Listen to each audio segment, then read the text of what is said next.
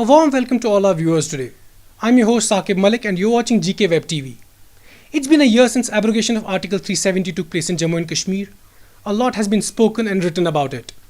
Joining us today on the show is none other than former Jammu and Kashmir Chief Minister and National Conference Vice President Mr. Omar Abdullah. Thank you for joining us. As I sit here, the first question that comes to my mind is, you now have an institutional memory of 3 generations, from your grandfather to your father and now you. Would you like to sum up the learnings and experiences? And secondly, it's very hard to make a comparison, but any similarities, differences vis-a-vis the last 70 years, if you can assess that. Well, I don't think you have nearly enough time for me to assess one generation, much less 3 generations. You're talking about decades of politics, both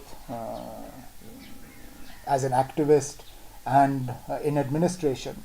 So I think a summary of 3 generations is perhaps a conversation for another day. Are there similarities? Of course there are. I think all 3 generations have felt a sense of betrayal. All 3 generations have felt let down, that promises made were promises broken. All 3 generations now have been detained at the behest of the government of the day. In my grandfather's time, for significantly longer, my father and myself, and the most draconian laws available at the time have been used to keep us in custody. So there are similarities, but of course there are differences. The crucial difference perhaps being that my grandfather in his heyday was the undisputed ruler over people's hearts. I won't talk about politics, but he certainly commanded people's love and affection to a far greater degree than my father, even though he had great days in the 70s and the 80s. And I have not seen nearly anything like that. So similarities, differences, but at least the one common thread runs through us, which is our commitment to do the best that we can for the people of Jammu and Kashmir. It is a well-established fact that Article 370 had been completely diluted and there was very less value left in it. A lot of people have gone ahead to say that. But you are keeping everything in store for Article 370. Do you think at a time when people say Article 370 giste gis gaya tha and nothing had been left in it, what do you think is then significant in it? You know, I can understand people outside of Jammu and Kashmir saying that. But if that is the general sentiment of the people in Kashmir, then please explain to me the anger amongst people after 5th August 2019, the spontaneous shutdown. People didn't open their shops, people didn't ply their vehicles, public transport remained off the roads of people's own free will, nobody forced them. People didn't agree to send their children to school.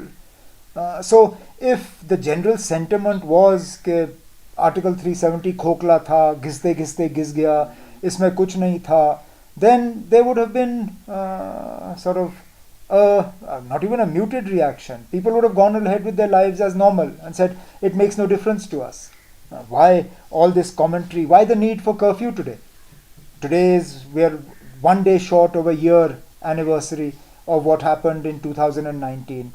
If Article 370 was hollowed out to such an extent that there was no relationship between 370 and the people, then why curfew? Why no 4G connectivity? There are so many things. Article 370 was not hollowed out. Yes, it had been weakened. It had been weakened to a great extent, but it still wasn't hollow. Your state subject laws were linked to 370. Today, you have a domicile law that is in name only. It is so weak that it is of no consequence. Your delimitation, the fact that we were able to put a constitutional hold on delimitation until 2026 was linked to 370. Even symbols are important. The fact that you were able to fly your own flag, it was symbolic of the special status that Jammu and Kashmir enjoyed. The fact that laws passed by the centre weren't automatically applicable to Jammu and Kashmir. You had to make a choice to apply those laws to Jammu and Kashmir. These were all sort of remnants of 370. So yes, while some visible signs of it, like the nomenclature for the chief minister and the governor, may have changed, a lot of substance still remained in 370. Otherwise, why did Parliament have to do what it did last year? The fact that, it's the Supreme Court now, what are your expectations from the Supreme Court? What is your instinctive reaction to it? Are you optimistic about it? And what if the Supreme Court upholds the decision of Government of India? We obviously attach great faith in our own case and the strength of our case and in the wisdom of the Supreme Court to see that what we are saying is both right in law and in terms of the Constitution. We are making a very basic and very simple case, which is that the governor, a nominated representative of the centre, cannot take the powers of the assembly and in turn claim that because there is no constituent assembly, the assembly will function like a constituent assembly. So we believe that the very basis for what happened on the 5th of August is flawed. And that is the case we will take to the Supreme Court. Am I optimistic? Cautiously so. I believe we have a very strong case. I believe that the petition, particularly the one filed by the National Conference, is an extremely well drafted and very strong petition. And I'm hopeful that the Supreme Court will give us the justice that we have no other avenue of achieving. Mr. Abdullah, do you think it was a game plan of BJP to convert Jammu and Kashmir state into a union territory? Because what has happened now is a lot of people are busy and focused to bring back the statehood, while the Article 370 issue seems to be somewhat on a back burner now. So was it a game plan of BJP because they're trying to keep the doors open? It's being believed that a year later or 2 years later, statehood will come back. So you think somewhere this was a part of the game plan of BJP? There may be some who are willing to compromise that statehood is enough and they don't want more than that. I've seen statements from political parties that have suggested that as long as statehood comes back, they won't fight for more. National Conference is not that party. We have never said that all we want is statehood. We have not put 370 on the back burner. In fact, 370 could not be on a stronger burner for us.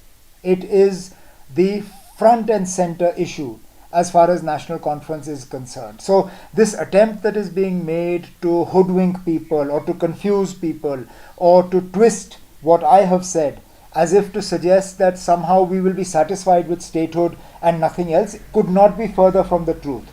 As far as we are concerned, statehood is just an offshoot of what happened on the 5th of August 2019, and we oppose all the changes that were made. Our fight is not for statehood. Our fight is to reverse everything that happened on 2019 August 5th and subsequently. What is your take on the Delimitation Commission? I understand your members of Parliament have not joined the commission, but that doesn't prevent the commission from going ahead and taking a decision to announce its award as and when it happens. What is your view on the Delimitation Commission, and does National Conference hold a view on it?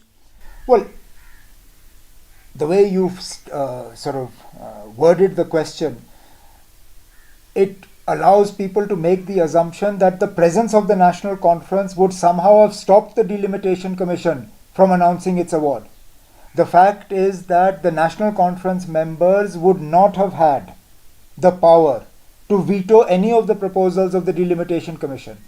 In fact, if anything, their presence would have acted purely as a rubber stamp, because the Commission would have done what the Commission wanted to do.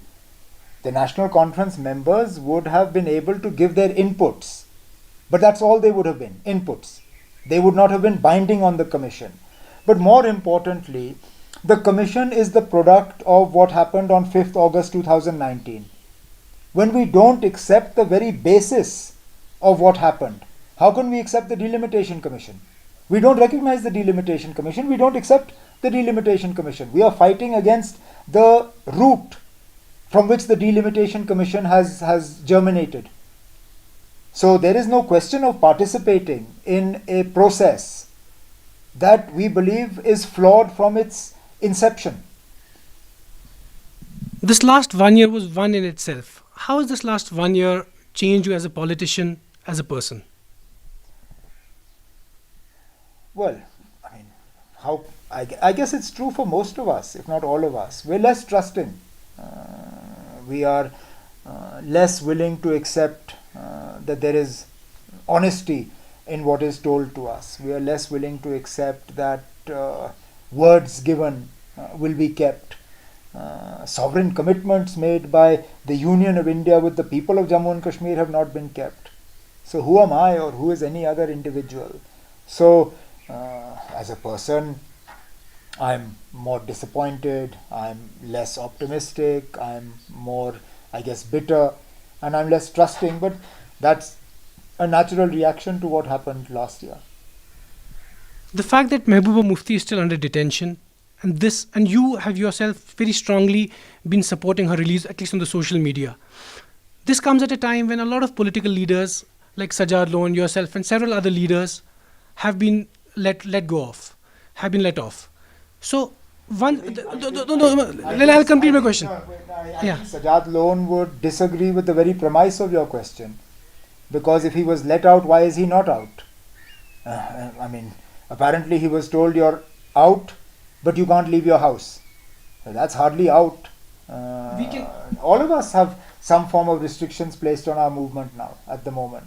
But yes, Mehbooba Mufti, unlike the others, is under formal detention, which we believe is wrong. And we were hopeful that by now the Supreme Court would have struck down her detention. And because, look, Now, outside, there are a lot of people talking about the fact that so and so people are out, but Mehbooba Mufti is under detention. Why is she still under? What do you think is people's perception? Because I don't know what people's perception, especially how does it impact people's perception? The fact that a dozen political leaders set free from detention in the last couple of months, but Mehbooba Mufti is still under detention. look, most of us, I mean, a lot of us fought for our freedom. It wasn't granted to us as a gift. We fought for it. I put together the best legal team possible, and I took my case to the Supreme Court. And the Supreme Court basically told the administration here, looking at my detention documents, that if I'm not set free, they will pass an order. And the court was left with no choice. I mean, the government was left with no choice but to overturn my detention. The same is true for Ali Mohammed Sagar Saab. Nobody did him a favor. He went to the High Court against advice, and he fought his detention, and the High Court overturned his PSA detention. The same is true for, there are other people who've had their detentions overturned. The former Bar Association president, whose PSA detention was struck down by the Supreme Court. Did anybody do him a favor? Nobody did him a favor. And I can name others also. That's why we have gone to the to the J&K High Court with 16 petitions for those leaders of the National Conference who are under house arrest. The fact is, unless you put up a strong fight against your detention, nobody is going to do you any favors. No, but where was the strong fight of the mainstream parties in the run-up to August 2019? A lot of civil society... What would you have fought? No, a lot of civil society, they were trying to create awareness, they were trying to save the special status. sorry. Nobody from the mainstream... You cannot take a case to the Supreme Court that has not happened. What would you take to the Supreme Court? Your fear. No, please, I mean, I'm not a lawyer. Maybe you're not either. But please, I mean, basic logic would tell me that if a decision has not been taken, you can't file a case against the decision. So I mean, if somebody is trying to tell you that civil society was trying to raise awareness, who raised more awareness than us? Which political parties in the mainstream were lacking in raising awareness, in talking about this? We were talking about the threat to J&K special status and 35A while the PDP and the BJP were still in government together.